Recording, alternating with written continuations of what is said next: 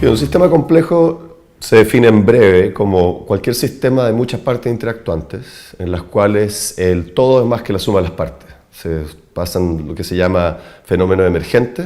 En el fondo, a partir de las interacciones se genera algo que no se podría haber predecido de la suma de las partes. Y el ejemplo que a mí me gusta mucho dar es el de las dunas de arena en el desierto, ¿no?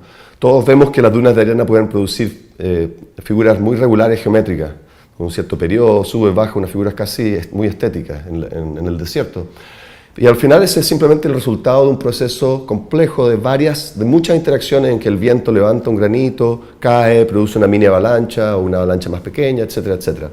Pero si bien uno entiende el detalle de todos esos procesos, sería imposible entender que va a surgir una duna con esa estructura a partir de esas partes, porque ese fenómeno emergente, la estructura de las dunas, es lo que se llamaría lo que es más que la suma de las partes, ¿no? Entonces se pueden entender las combinaciones, las interacciones, pero la emergencia de esa estructura es algo que como ya dije, que es más que la suma de las partes y por lo tanto se entiende como un fenómeno de emergencia en un sistema complejo. Desde el punto de vista de la física, por ejemplo, los sistemas complejos empezaron a aparecer cuando se empezaron a ver sistemas en que las interacciones eran cada vez más importantes entre las partes, como en una duna, o como en un fluido, o como en la conducción de electrones.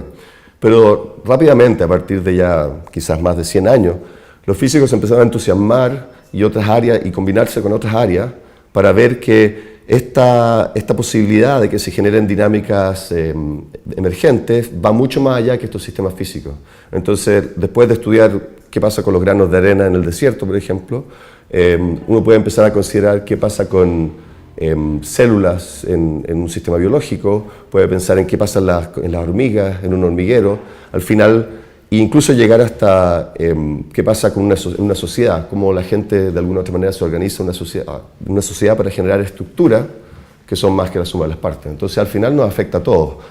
Sobre todo que hoy en día incluso se piensa en aplicaciones tecnológicas, porque por ejemplo algo como Waze, el sistema para navegación en las calles, es un sistema donde la información que uno le entrega a Waze para manejar, para evitar los tacos, es también un fenómeno emergente de por sí. Entonces ya no es solamente observar lo que pasa en la naturaleza y tratar de entender cómo se generan estos fenómenos colectivos, sino que también se pueden tratar de aplicar y nos llegan mucho más directamente por eso.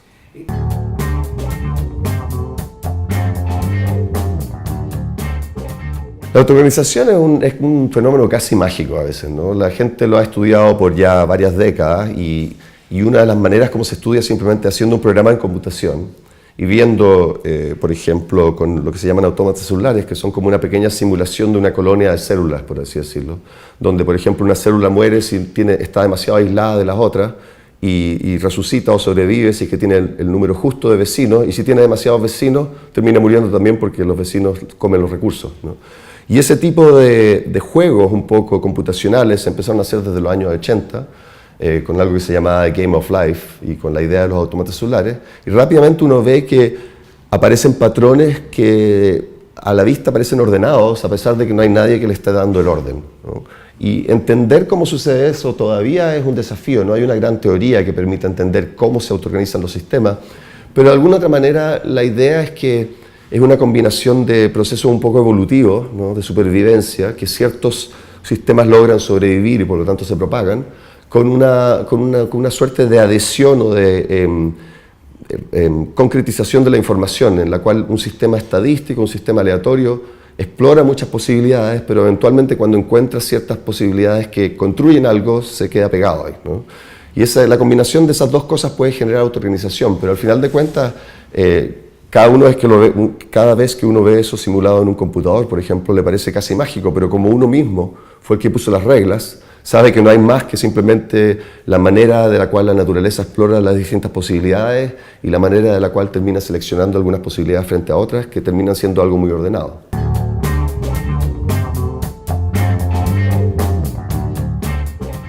Los autómatas celulares son esencialmente un programa de computación en el cual se tienen ciertas reglas muy simples que dependen del estado local y de los vecinos. Uno puede imaginarse como que tuviera un montón, como decía antes, un montón de células vivas en un cultivo celular, una al ladito de la otra, y al final de cuentas si la célula sobrevive o no depende de su estado anterior y del estado de los vecinos. Y las reglas de supervivencia uno puede explorarlas, uno puede explorar distintas combinaciones. Por ejemplo, si la célula de un lado está viva, muere. Si la célula del otro lado está viva, sobrevive. Puede explorar toda una serie de reglas posibles y de esa manera, de manera sistemática, entender qué tipo de dinámicas de autoorganización pueden existir.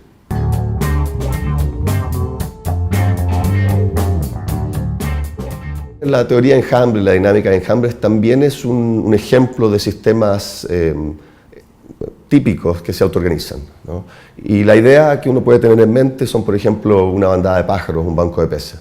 Hay algunas bandadas de pájaros que son muy ordenadas, pero hay otras que se mueven casi como una nube, en que claramente no hay un líder o una estructura específica, pero a pesar de ello, el enjambre completo logra autoorganizarse para, por ejemplo, tomar decisiones colectivas, o moverse en la misma dirección, o encontrar soluciones a problemas complejos de supervivencia.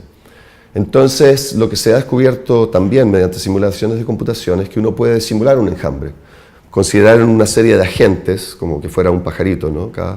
Y poner ciertas reglas específicas sobre cómo interactúa ese agente con los agentes vecinos, ¿no?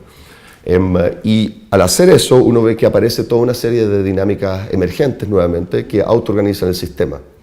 Lo que ha sucedido en los últimos años es que los enjambres se transformaron en una disciplina muy interdisciplinaria.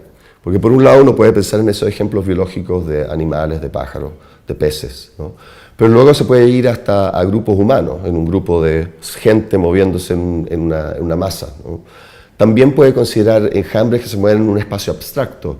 Por ejemplo, una serie de inversionistas que se mueven en un espacio de posibles inversiones, ¿cierto? Y que se siguen los unos a los otros, ¿no? O incluso una serie de músicos de jazz que se siguen en el espacio de notas de armonías musicales, ¿no? Por otro lado, también existen aplicaciones tecnológicas. Hoy en día se piensa mucho en la posibilidad de generar enjambres de robots para encontrar soluciones colectivas y en lugar de tener un robot grande que haga algo, tener un montón de robots chicos que entre ellos se coordinan para hacer algo. Y finalmente, nuestras mismas células, nuestras mismas bacterias que tenemos adentro son en sí un enjambre, e incluso el cáncer, cuando se produce una metástasis, las células de cáncer generan esencialmente un enjambre que migra colectivamente. Entonces, entender las reglas básicas de qué tipo de interacciones producen movimiento colectivo, estructuras colectivas, cambios de comportamiento colectivo, incluso decisiones colectivas, es esencial para una gran cantidad de áreas.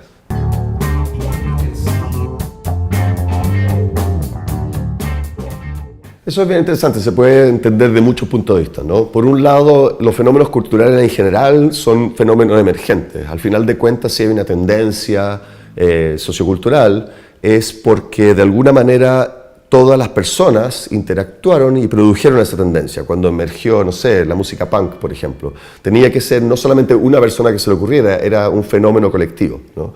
Entonces uno puede estudiar los fenómenos culturales o las dinámicas de opinión incluso desde el punto de vista de la emergencia de algo que se produjo mediante las interacciones de muchas partes, ¿no? Pero por otro lado también hay algunos artistas que están tratando de explotar este concepto y dar un poco vuelta a la tortilla y mirar hasta qué punto ellos pueden generar arte a partir de un sistema complejo.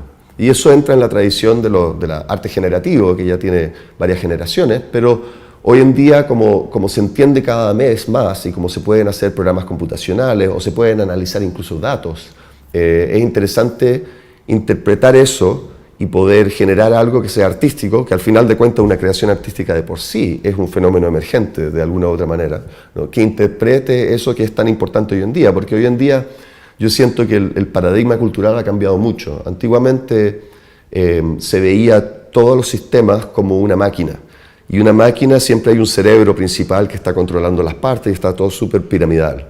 En cambio, lo que sucede hoy es que la analogía más común de muchos de estos sistemas que nos rodean son como sistemas vivos, en que incluso los computadores, las páginas de internet evolucionan casi como un sistema vivo. Los celulares, cuando interactúan entre ellos para las aplicaciones compartidas, funcionan como un sistema vivo.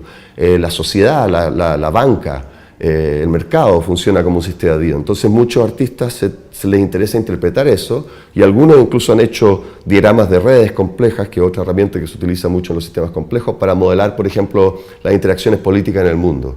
Y uno ve una gráfica, ve una imagen que modela eso, e inmediatamente tiene una experiencia que es muy distinta de la que uno podría tener simplemente mirando los datos o leyendo un artículo. Es una expresión artística, que parte de lo que busca siempre el arte, ¿no? Que le entrega algo fundamental que uno podría entender de manera directamente racional o descrita.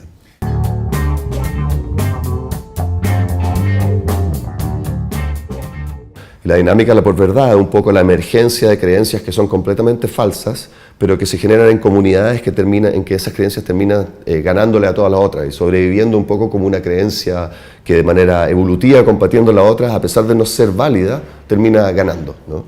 Entonces, controlar esas creencias, controlar los sistemas colectivos, la eficiencia de los sistemas colectivos autoorganizados puede ser mucho mayor, porque no necesita un computador central, e incluso entenderlas para la sociedad, me parece que es algo que es uno de los desafíos inmediatos y para el futuro, y para eso vamos a tener que, por un lado, utilizar cada vez más datos para tener modelos y para poder entender los sistemas, que la ciudadanía en general entienda estos sistemas, para que no crea que hay un fantasma detrás o un gran controlador que le está mostrando ciertos resultados en Google, sino que entienda que eso es el resultado de un algoritmo colectivo, mucha gente que ha estado buscando las cosas, para que no se generen teorías conspiratorias y para que podamos aportar todos a la sociedad entendiendo lo que está pasando. Yo creo que tanto la cultura general como el desarrollo de tecnologías de punta que permitan entender y quizás manipular de alguna otra manera la emergencia que se produce en los sistemas complejos va a ser fundamental. Yo creo que los sistemas complejos van a ser fundamentales para el futuro. Creo que, como decía, cada vez más todos los sistemas que armamos son como sistemas vivos. Y como todos sistemas vivos tienen una gran riqueza, pero también tienen un cierto peligro.